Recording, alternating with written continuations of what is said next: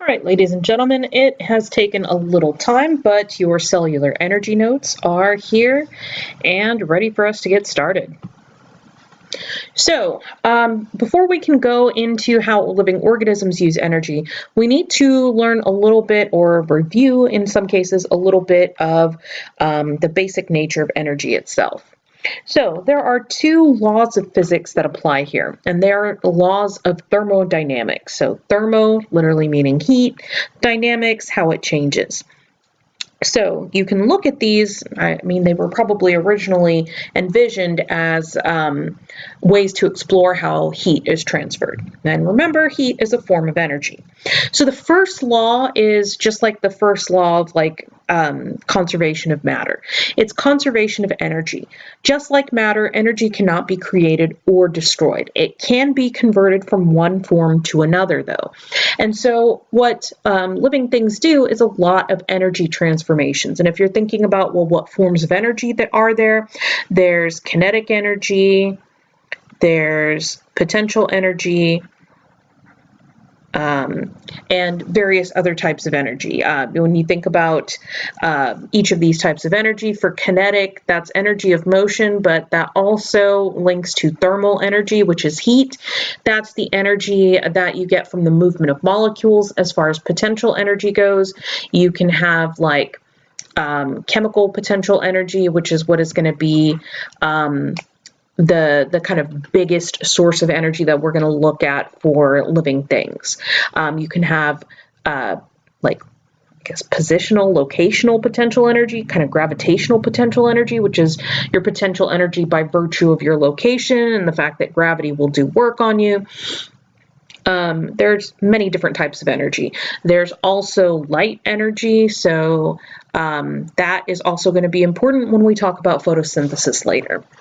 Now, it gets a little more complicated because we also have the second law of thermodynamics, and that is, in one word, entropy.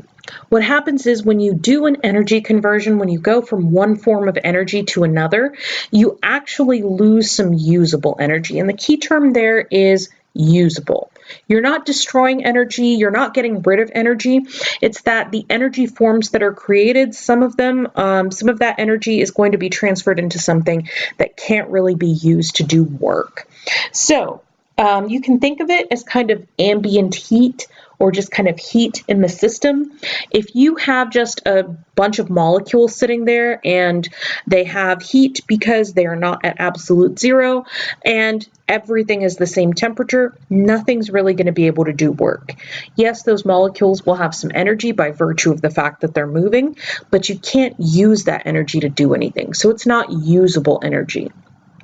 And if you think about it, when you have most chemical reactions or when you have any sort of energy transformation going on, a lot of times you can feel heat being released from it. One way to think of it is if you think of those old school light bulbs, the ones that looked like this, and they had the little filament inside. Those light bulbs, if you ever tried to change one of them very soon after the light bulb went out, you'd burn yourself because they were so hot. They released a lot of heat in the process of turning electrical energy to light energy. And that's a really big example. Now, if that heat's just released into a room, it warms the air a little, but it's not like you could then use that heat of the air in the room to power a machine or power a cellular process. So that's what I mean by usable energy is going to decrease. So what happens with this increase in kind of the ambient energy or the surrounding energy is this increases the disorder of a system. And the disorder of a system is called entropy. So we're going to look at a couple of examples of entropy just so you can kind of see what I mean by that. So just to look at what happens when you have an organism, we take in especially if we're like heterotrophs, like ourselves, consumers that take in energy from other sources. That's usually in the form of chemical energy, and we're going to take that and we're going to convert some of that chemical energy to the more usable form of energy, that is ATP, and use that to power our body's reactions. When that happens, some of that energy is going to be released as heat. You can feel that if you just go up to another person, their body's generating heat, and some of that comes from the heat that's released when chemical reactions happen. And then you're also going to have matter, waste matter that's produced, because remember, just like there's the law of conservation of energy, there's the law of conservation of matter as well. So whatever matter goes in has to also come out. So whatever matter goes into a chemical reaction also has to come out of a chemical reaction. So the sum total of all the matter on this side of the equation has to equal all the matter that ends up on the other side. Same thing with energy. So all of the energy that's in these foods that we're eating has to equal the total amount of energy that's used by the cell. So that means any mechanical energy, any energy that's used to do work, plus all of the heat that's released as well. So how does this apply to organisms? Well, we don't destroy energy, but we can make it less usable.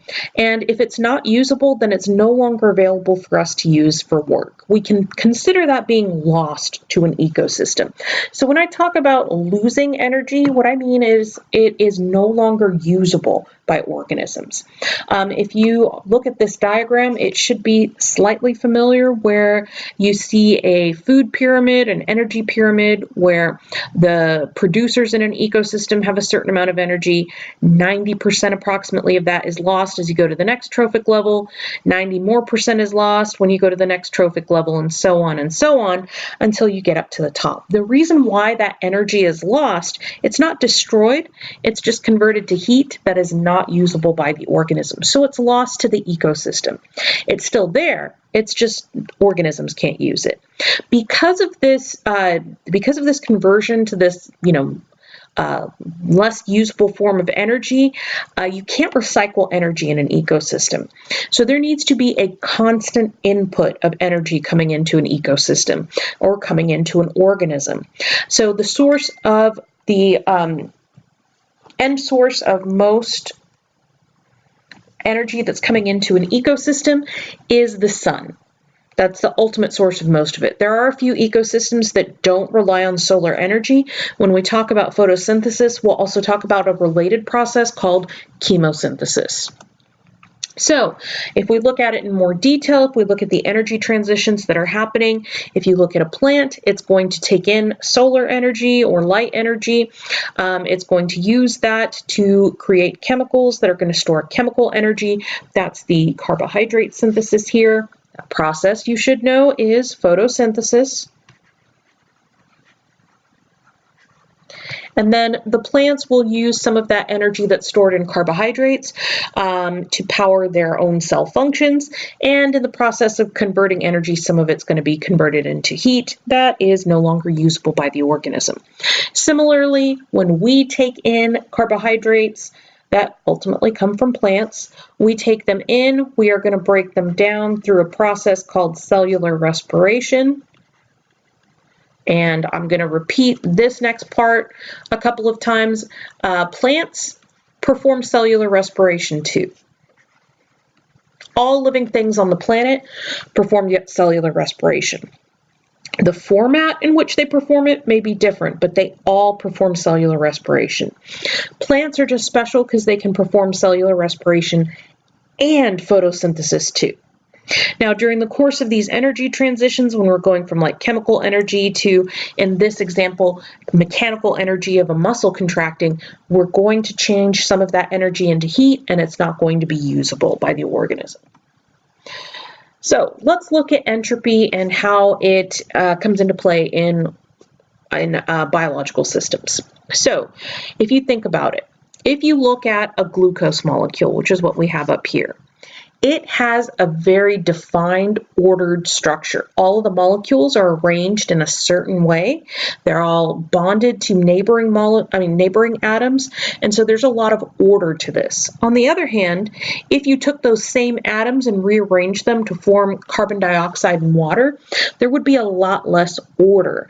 You have these smaller, simpler molecules that can then bounce around. They're not going to necessarily have a specific configuration. So they are a less ordered version of these atoms of this system. So if we're looking at a molecule of glucose versus the equivalent molecules of CO2 and water, what we'll find is the molecule of glucose, because it has less entropy, less disorder, has higher energy. Whereas the carbon dioxide and the water molecules are going to have lower energy because they have that higher entropy, that greater disorder. And so if you take a molecule of glucose and you break it down into carbon dioxide and water, there has to be, since energy can't be destroyed, that energy has to go somewhere. Well, if you just kind of let glucose break down on its own, which it can do, then that energy will just go into the environment. It'll be heat. But if you take that glucose molecule and you stick it into a living cell, they can actually couple that breakdown of the glucose molecule to the formation of something like ATP and store that energy so it can be used for work. Similarly, we have another source of potential energy here on the bottom example. We have a membrane that is impermeable to ions, and there is a concentration gradient of ions here. So here, where we have this unequal distribution of hydrogen ions, we have a concentration gradient, and that concentration gradient stores energy. It is a more ordered system than if you had equal distribution of hydrogen ions. It's more organized, and therefore it has higher energy. So this is the higher energy state. This is the lower energy state. And if you go from one of those to the other, if you go from that concentration gradient to having everything equally distributed, you end up having less energy in the system. If you have less energy, it has to go somewhere. Well, if you were to just say have a channel protein sitting there that allowed hydrogen ions to pass through, that energy would probably translate into energy of motion, so some kinetic energy in those hydrogen ions, and some of it might be transferred to just kind of heat that's in the system. On the other hand, if you put a certain protein in the channel, a protein channel in there, it can actually take the energy of those hydrogens flowing, and it can use that energy to make ATP. So these are a couple of different ways that we can use entropy in our cells in order to help us generate energy that's usable for us in the cell. So a quick review on chemical reactions. Anything that goes into a chemical reaction is going to be a reactant. The way I think of it, the reactants do the reacting. And anything that comes out at the end of the chemical reaction is a product. Products are produced, which should hopefully seem logical. So here we have the chemical formula for cellular respiration, taking glucose and oxygen and breaking it down to form CO2 and H2O. In this case, this is, like I said, respiration. The reactants for respiration are glucose and oxygen. The products of respiration are carbon dioxide and water. So for a chemical reaction, this is technically correct. If you are doing this in a biological system, you would probably take note of where the energy is. So there is some energy that's released in this because the CO2 and the H2O have lower energy than the glucose and the oxygen. So there's, that energy can't disappear. That energy is on the product side of the equation.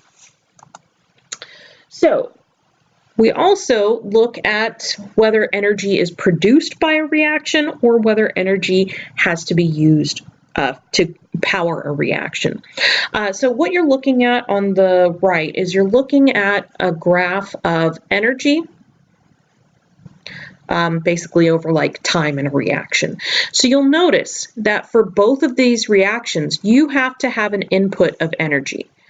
there has to be an increase in energy of those reactants. And then once they have increased their energy, they enter something called a transition state, which we'll talk about more later. And then they can basically change their bonds to form the product. Now, if the energy in the product is less than the energy in the reactants, then you are releasing some energy because that energy can't disappear, it has to go somewhere. Those types of reactions are called exergonic reactions. If you think back to any chemistry experiments you did, these are reactions that when you perform them, they'll generate heat of some sort. The kind of best example of this that most people think of is like burning gasoline or burning something. That is going to be an exergonic reaction. It is going to release energy. Now, when you are breaking things down from more complicated molecules to simpler molecules, basically you're performing hydrolysis or digestion. When you're breaking down a more complex molecule, that is going to produce energy. So those reactions are exergonic. The opposite of that is when you have a reaction where the energy in the reactants is lower or less than the energy of the products. In that case, you have to supply energy for that reaction to happen. Those are endergonic reactions. They need an input of energy, and this is usually the building reactions. So dehydration synthesis, polymerization, both of those are terms for making larger molecules from smaller subunits. And those are both types of endergonic reactions. So the sum total of all the chemical reactions that are happening inside of a cell are known as metabolism. So when you talk about, like the more common term, when you talk about the metabolism, someone's metabolism is slow, what that might mean is basically they're saying that the chemical reactions happening throughout their body are not taking up a lot of energy. If somebody has a fast metabolism, then the chemical reactions in their body are using up a lot of energy. So metabolism can be divided into two separate categories. There's catabolism or catabolic reactions, and there's anabolism or anabolic reactions. Catabolic reactions are exergonic. They release energy. So notice here we have energy being released from this exergonic reaction. We also can see the fact that the reactants for a catabolic reaction have more energy than the products. So that energy is released. These reactions are spontaneous. That doesn't mean that they happen super quickly or they happen all the time. What that means is they can happen without you inputting extra energy. So if I took a molecule of sucrose, of sugar, and I just let it sit there, eventually it is very likely that it would break down into smaller components. Now, I can't say with certainty that that would happen within, a day or a year. It might take a couple of years for that spontaneous process to happen, but if I just let that sucrose sit there, eventually it's likely to break down into smaller components. The opposite of that is anabolism. Anabolism requires an input of energy. It is not going to be spontaneous. This is something you have to, basically perform work in order to do. These are endergonic reactions. So note that the products have more energy than the reactants. So there has to, since you can't create energy from scratch, something has to provide the energy. These are the reactions that build larger molecules. So how do you remember the difference between anabolism and catabolism? Well, I have a memory trick. So for catabolism, I say think of how awesomely destructive cats are. Yes, I love my kitties, but I know that they are capable of large amounts of destruction. So catabolism breaks things down. Anabolism, well, if you've ever heard the term anabolic steroids, there's a reason why they're called anabolic steroids. They help build up muscles. So anabolism builds things up, catabolism breaks them down. And you constantly have both anabolism and catabolism happening in your cells. The products of anabolism, which build larger molecules, are going to then later be broken down during catabolism. So these two things kind of, they form a cycle. All right. So what does this have to do with us? Why are we talking about this energy? Well, you need energy to perform the chemical reactions that happen in your body. Where do you get this energy from? Well, your body takes reactions that are exergonic and release energy and uses the energy from those exergonic reactions to power endergonic reactions. So breaking down a molecule of sugar is going to produce some energy. That energy is then used by the cell to, say, build a protein or build a molecule of DNA.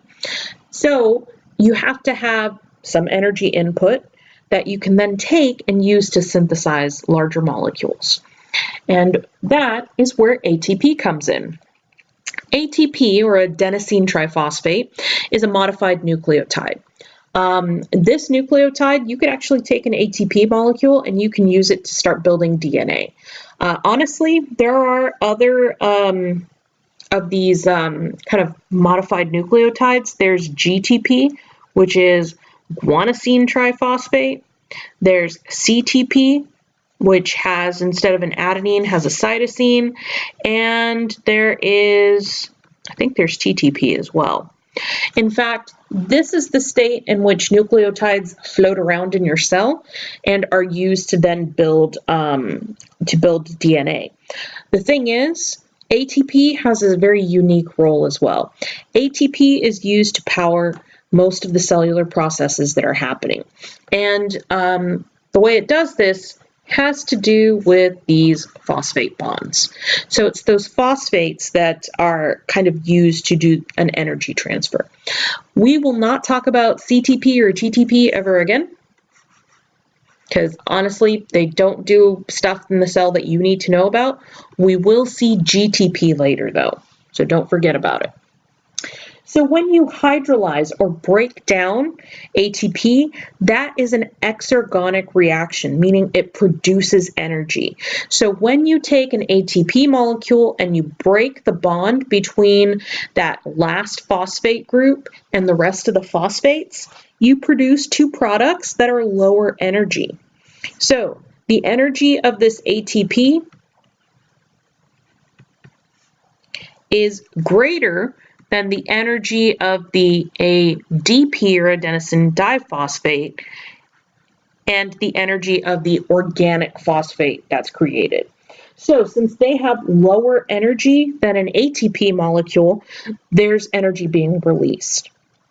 So if you see PI, P sub I, that's an inorganic phosphate. That's going to be a natural product of hydrolyzing ATP, because the release of energy that you get from breaking down ATP comes from popping off that final phosphate. How does this actually power anything in the cell? Well, ATP is often used to transfer a phosphate group to some other molecule. This process is called phosphorylation, and it actually changes their, my apologies, I got a typo, changes their conformation. So when you attach a phosphate to a protein, it can actually physically change the shape and take it from an inactive form to an active form. So notice with a phosphate attached, you actually have this protein change shape, and that shape change allows it to do some function. There are specific enzymes whose jobs are to phosphorylate or dephosphorylate proteins. We'll talk more about that with enzymes. Another way that ATP, the phosphate, is used from ATP in order to do work in the cell is when you add a phosphate to another molecule, you can create what's called a phosphorylated intermediate. Intermediate meaning an in-between part. And these things are very unstable, so they're highly reactive. So notice that we have over here an uncoupled reaction. That's just glucose and fructose being put together to make a sucrose. That's something you can have an enzyme catalyze. However, if you want to use some energy to make that happen, you can take an ATP, take a phosphate off of it, attach it to the glucose. That creates this unstable glucose P, or phosphorylated glucose, which, since it's unstable, is highly reactive and can then react with the fructose to make this compound sugar sucrose. And then you have this organic phosphate that's left over at the end, and that can be used to make more ATP. So that is it as far as our lesson on ATP and energy, and soon we will have a lesson on enzymes.